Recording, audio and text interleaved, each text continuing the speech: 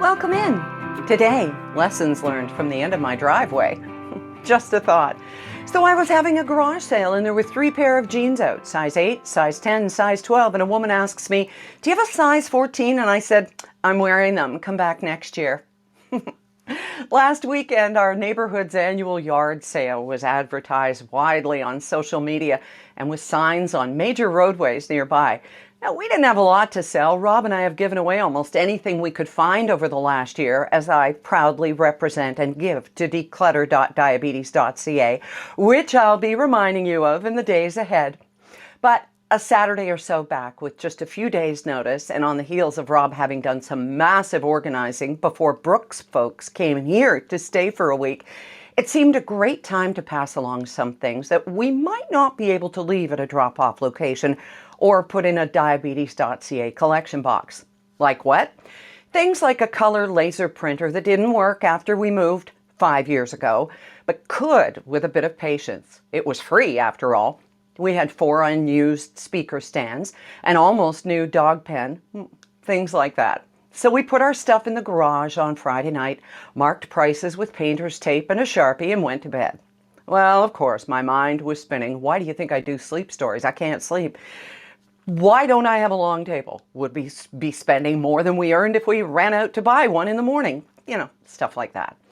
Well, the weather gods, who have not been particularly kind during April's rain and chill on Vancouver Island, were smiling. It was sunny and breezy, and boy, did people show up. I had heard that our neighborhood sale was big, but I had no idea there would be actual traffic jams on our sleepy little no-exit street.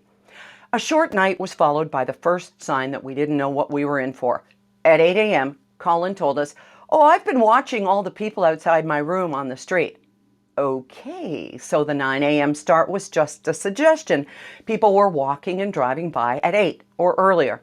We didn't get one coffee into us before throwing on clothes and sneakers and getting the stuff moved out to the driveway. And right away, people were picking up the things we'd put out there. In fact, from 9 till about noon, it was steady traffic. We finally gathered up a few of our remaining items and a couple of things from the neighbors to deliver to declutter.diabetes.ca in the weeks to come.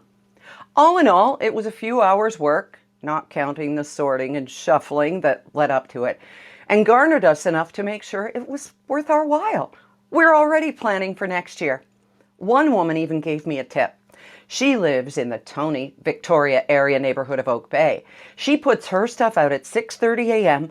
The early birds clear it all out. By 8 a.m. she is shut down and she can go spend her newfound earnings on other people's stuff. Probably ends up in the sale next year. I won't ever be getting up early enough to do that. And I don't even know if that's fair either, but works for her. Side note, about half the people coming by had masks on, and we were careful with distances and hand washing and took precautions to make sure we didn't get or give more than just bargains. Here's something we did get, though. More than one couple came by and introduced themselves as our neighbors. I even met a woman named Valerie who was a listener from Toronto, and she's moved to the island, and it was lovely to meet her face to face.